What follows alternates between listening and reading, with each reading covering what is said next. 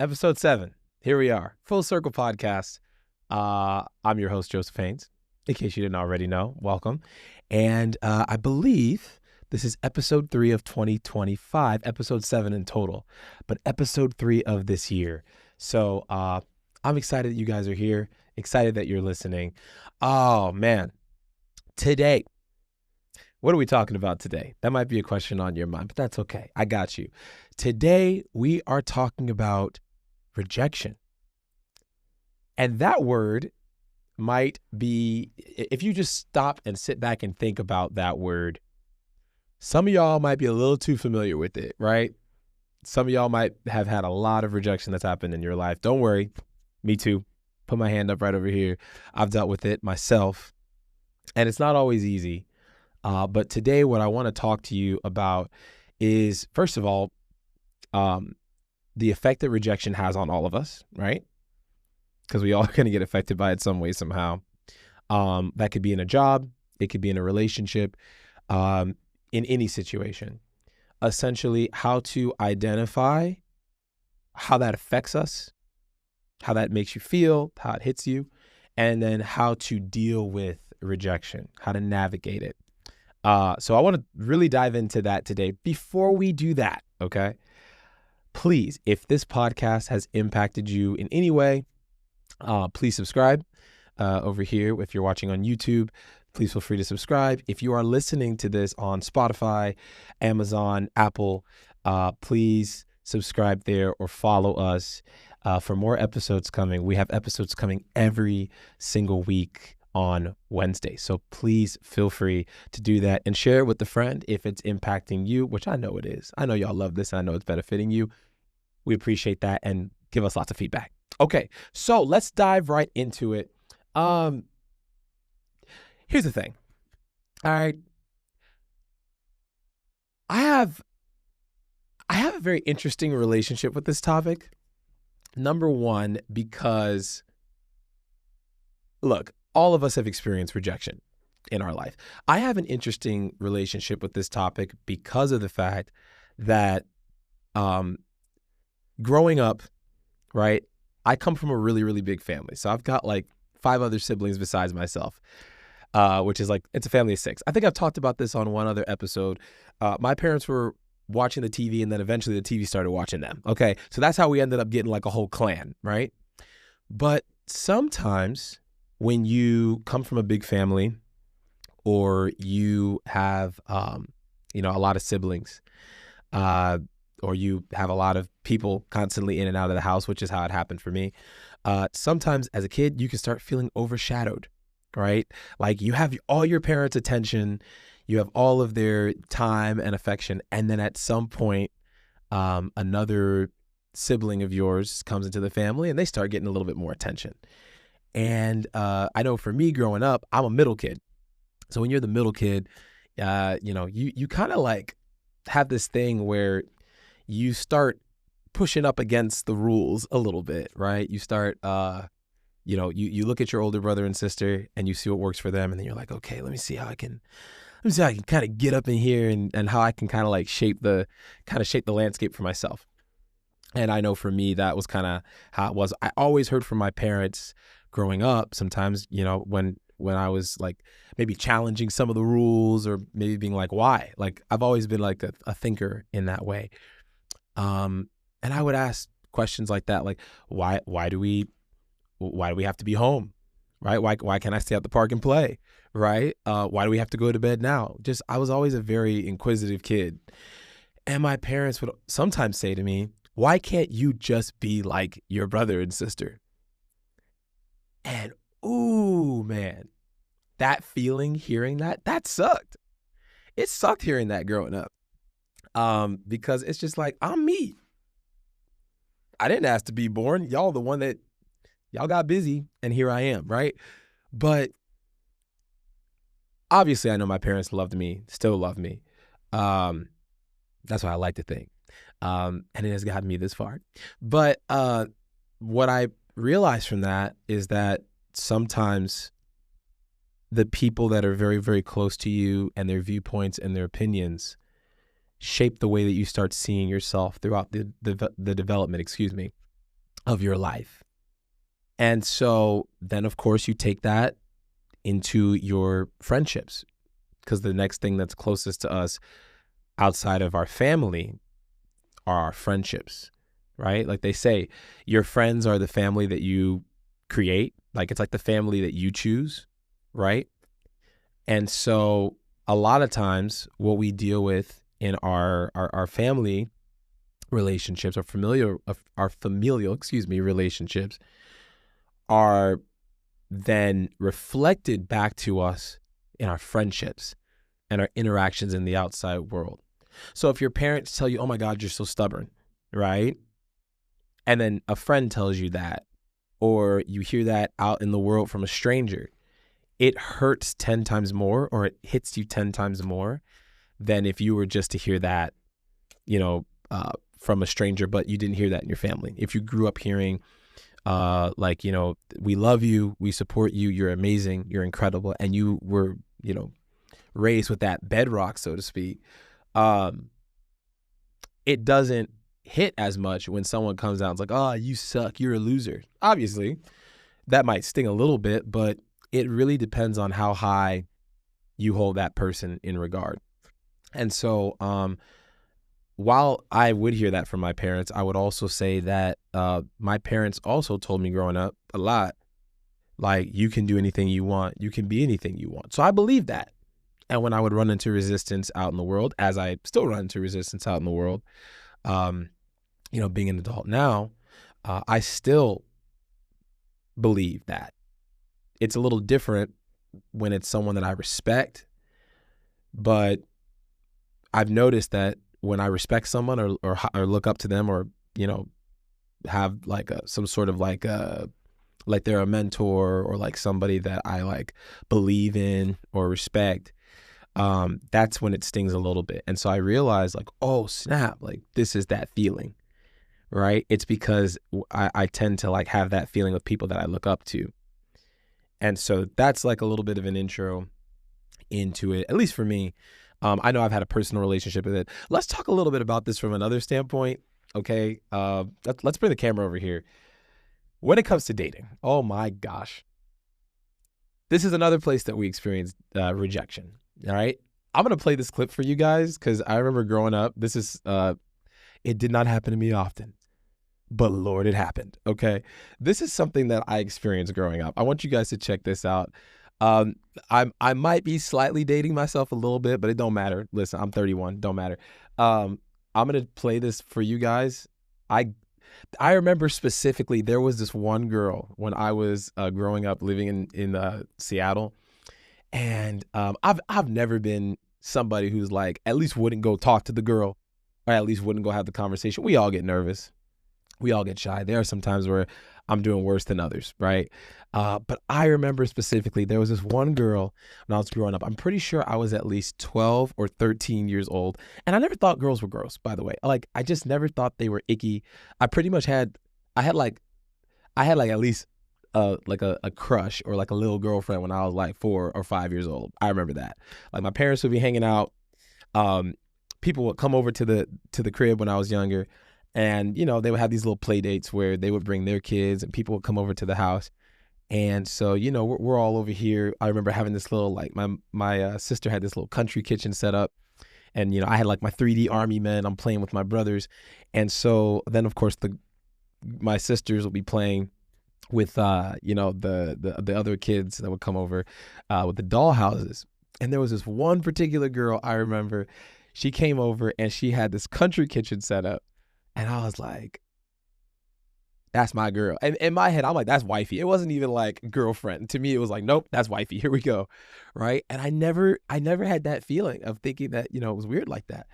But of course, as you get older, you realize that it is no longer, do you like me? Do you not? Circle yes or no. Okay. Because that's something we used to do growing up, where you would like, write someone a note like, do you want to go out with me, or do you like me? Circle yes or no.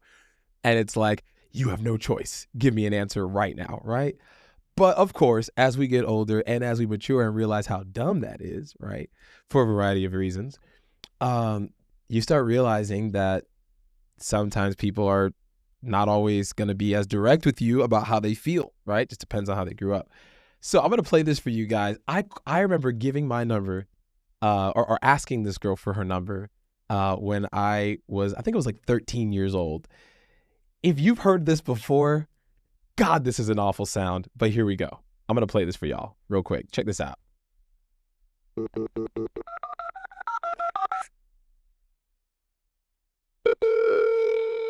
Hello, this is not the person you were trying to call. You've reached the Rejection Hotline, provided by rejectionhotline.com. That's the one. Prima dos. Unfortunately, the person who gave you this rejection... First of all, para españolo prima dos. Bro just brutally ruined, messed up, destroyed, decimated, just eviscerated the Spanish language. So I apologize if you are a Spanish speaker or a listener out there, or if you just love Spanish. I'm sorry. That was brutal. But here we go. An hotline number did not have their real number. Still devastated. So why were don't be too devastated. It's not that bad. It's only rejection. you given a rejection hotline number? Maybe you're not this person's type. Note, this could mean boring, dumb, annoying, arrogant, or just a general weirdo. Maybe you suffer from bad breath, body odor, or a nap. Okay. In all fairness, I don't think it was any of those. At least not for me. Who knows? But I don't think. Just give off that creepy, overbearing psycho stalker vibe, and the idea of going out with you just seems as appealing as playing leapfrog with unicorns. Regardless of the reason, please take the hint, accept the fact that you were rejected, and then get over it. And please do your best to forget about the person who gave you this number, because trust us, they've already forgotten about you. Yep. HumorHotline.com. Okay. So, oh man. Okay. Well, let's bring it back over here. That was rough. I remember just hearing that and being like, dang, bro. Because that was somebody that I was like, okay, I worked up the courage to shoot my shot, right? And that's when I was still figuring out my shot. You know what I'm saying? Like, I'll still navigate. Sometimes I have to go retool my shot every once in a while. But shooters got to shoot. So if you're listening to this and if you got a crush, someone that you're interested in, someone that you're feeling, bro, just take the shot. Honestly, like, don't be a creep. All right. That's another thing. Don't be a creep, but take your shot. Like, you miss 100% of the shots you don't take. All right. Even Michael Jordan, Steph Curry, all of them, they don't make every shot. But if you don't pull up, you're going to be 0 for 0 every single time. Back on the point, though, that really sucked and it was rough. And of course, as time went forward, you learn more things about life. You learn more things about like communicating with someone that you're interested in, asking them out, that whole situation. But I think that feeling of rejection, or that feeling of being through it multiple times over and over and over again, you start anticipating it at times in your life when you're going into a situation where your brain is already replaying that past feeling into a present situation. And you start future pacing. You start thinking about what's going to happen. You start thinking about the rejection before the rejection even comes, right? And so I want to talk to you guys a little bit about that today. What if rejection in your life could be reframed? What if you reframe rejection that you experience into a teaching tool, a learning lesson, and an opportunity for growth in your life? What if you allowed rejection to shift your mentality into growing for better outcomes, right? Because we all can grow. Sometimes we're like 70% of the way there, 80% of the way. And that 30, 20, or 10%, maybe even 5, maybe we could be doing everything just about right. But it's just that little bit that could change the way that we are received. Or maybe it's not that at all. Maybe sometimes we're dealing with rejection from people who actually see all the value that we have. And it makes them feel like they have something missing. Or maybe these are not the people that we're meant to be surrounded by. Maybe it's supposed to be a reminder to us of just how much we're worth. So I just want to start with that, actually. Let's start with that feeling. What is that feeling of rejection? Let's just tap into that for a second. What rejection feels like. I was reading this and I'm going to pull up this other screen here. I was reading this, and it talks here in this article about rejection on how rejection can literally feel the exact same pain as physical pain itself. There was a study that was done at University of California, Los Angeles, where they talked about how the same sort of pain that you can feel from like a headache, right? Let's actually go to this right over here. So it says right over here, if social rejection acts like physical pain, can it be treated like physical pain? When they conducted this study, they assigned volunteers to take over-the-counter Tylenol or a placebo daily for 3 weeks, okay? Compared with the placebo group, volunteers who took the drug recounted fewer episodes of hurt feelings in daily self-reports. Those that took it daily for 3 weeks had less activity in the pain-related brain regions when rejected, in contrast to those taking a placebo. Okay? Now, here's the crazy part about this. Basically, rejection can feel to us physically like we stubbed our toe or we have a migraine or like we've broken something in our body. And it often makes us think to ourselves, what's wrong with me? What's the problem with me? I need to fix something, right? So I want to talk about that for a second. Maybe in some area, yes, rejection can be an opportunity for retooling. Because maybe there is an approach, there goes that thumbs up again on every episode. Maybe there is an approach that you have where you might be overbearing in your approach. You might have an approach if you're approaching somebody that you're interested in, and you might be just a little too aggressive, right? Or flat out, you ain't got no game. Let's just be real. Sometimes in 2025, let's work on our game, right? Which we can talk about that in another episode. But maybe you just need to retool your game. Maybe you need to be a little bit more introspective and reflective about how you're approaching situations. Maybe it's on a job where you might have all the great qualifications, but your resume is out of order. I don't know why I said resume like that. Your resume. Excuse me, it sounded very fancy. Your resume. But maybe you need to get your resume in order. Rejection oftentimes can be an opportunity for evaluation, for you to sit down and say, let me step back in the grand scheme of everything and reevaluate what I'm doing. The second thing, maybe rejection isn't so much about something wrong that you're doing. Maybe rejection has to do with the fact that that person or that job or that opportunity is not meant for you. Can we step back and evaluate rejection potentially as redirection?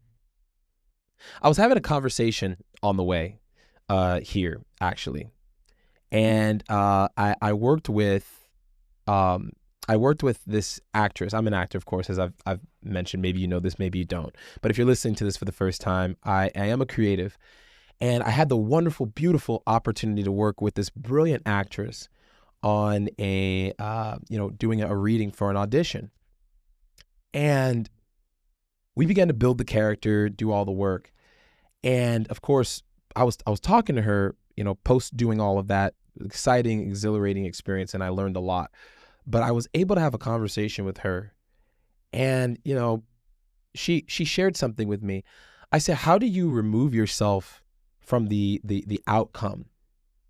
Like, obviously you have the anticipation and the desire to want to know what's going to happen, but how do you detach yourself from that?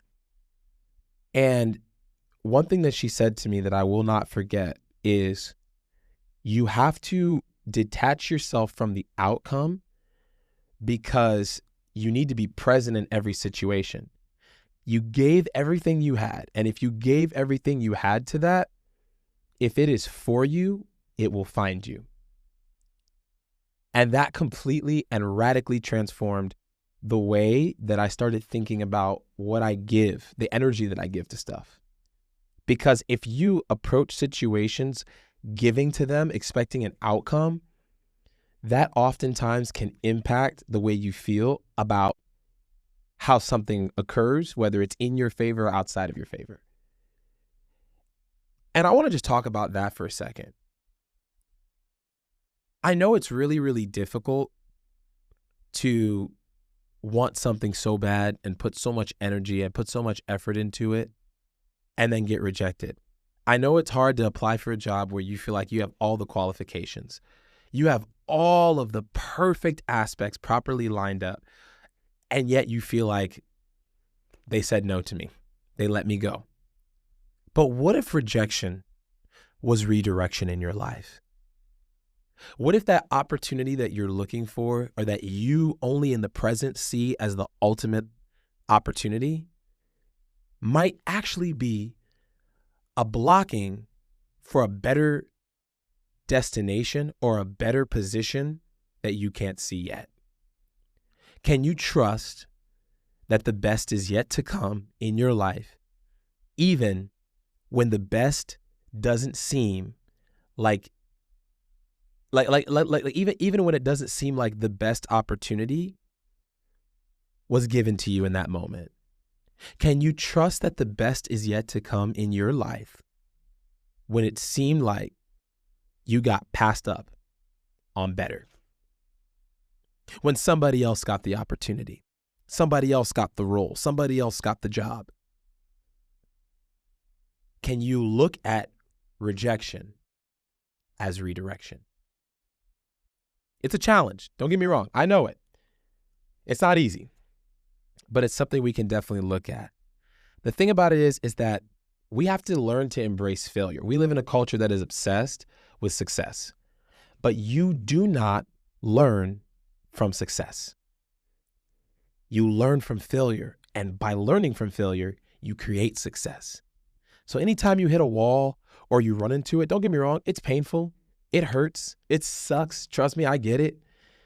But it's important for us to reframe the way we think about it. And I know that in our brain and our psychology, like, we as social creatures, we are always seeking belonging. We want to feel approved. We want people to love us. But have we ever thought about how it's important for us to love ourselves first? And I don't mean selfishness. I don't mean narcissism. But I mean the self-appreciation to know that what you bring to the table and who you are is worth it. Because when you realize that we all make mistakes, we all fail, we all have quirks and weird stuff about us, sometimes we got to work on that. Maybe we haven't done as much work more than others. But when we realize that it's part of the human experience, it helps us to kind of like equalize it, naturalize it in a sense, humanize it, and take so much of that pressure off of us where we feel like we have to be perfect. Because I believe that the desire to be perfect in many ways and playing it out in our brain is killing our ability to be authentic. So that's really, really important. So how do we turn rejection into, or how do we reframe rejection as redirection? Number one, start, reflect. What can you learn from this? How can I grow? Right? How can I progress through this? Number two, have a abundance mindset instead of a scarcity mindset. If I miss this opportunity, or if it didn't work out, there is more coming my way.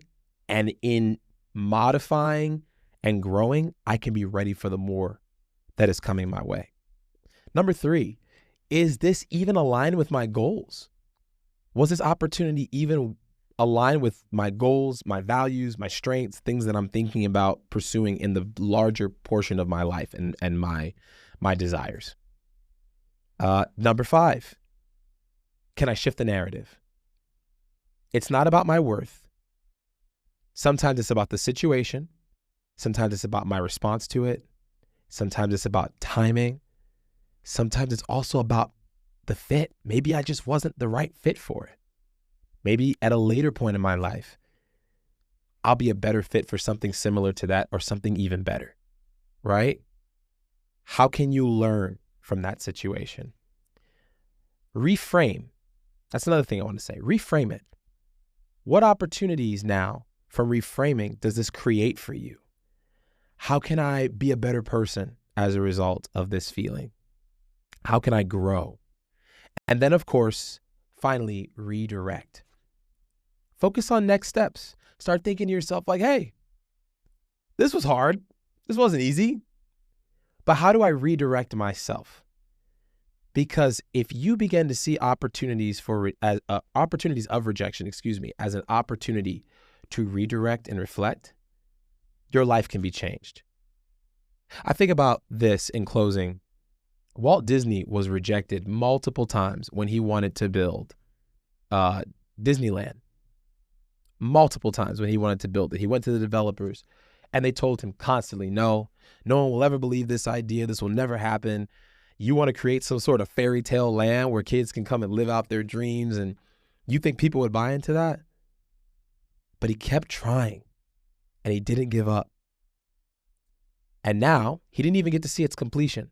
But we know what Disney is now. We know the many films and the stories that have enriched our life, created imagination in reality for us. Where in your life are you being told no? Where you know for a fact you can do it. You know for a fact your dream is not garbage. You know for a fact that it's a possibility. Where in your life can you use that rejection as fuel for revelation about who you are and what you're meant to do? I really want to encourage y'all to do that today. Really think to yourself, in my life right now, as I'm experiencing rejection, as I'm experiencing setbacks, who am I? What do I believe about myself? Where can I grow? And ultimately, where is this leading me on my journey through life? Because I believe that if you reframe it, you can shape the way that you approach it, and you'll begin to see life being a whole lot different and avenues opening up for you to succeed. Listen, if you've been listening today and you really appreciated this and this has been of benefit to you, please feel free to share this podcast with your friends, family, coworkers, strangers, whoever. If you want to follow us on social media, it is @_. Got to make sure I clear that up. On previous episodes, I said @FullCirclePod, but it's actually @_FullCirclePod on Instagram. We will have TikTok. I'll go ahead and post that over here on the screen. And then, of course, we are on YouTube. So go ahead. If you're watching this video there, please like and please subscribe and share this video. It means so much to me, like genuinely so much to me from the bottom of my heart that y'all are watching. I appreciate it. And I just want to say, lastly, if you have a goal, if you have a dream, believe in yourself. Rejection is not the end. When you begin to equalize rejection, you realize that for every amount of rejection you experience in your life, rejection is part of the journey. So keep going, keep rolling, keep being inspired. I love y'all. Have a great day from your favorite brother. We'll see you next time. Peace.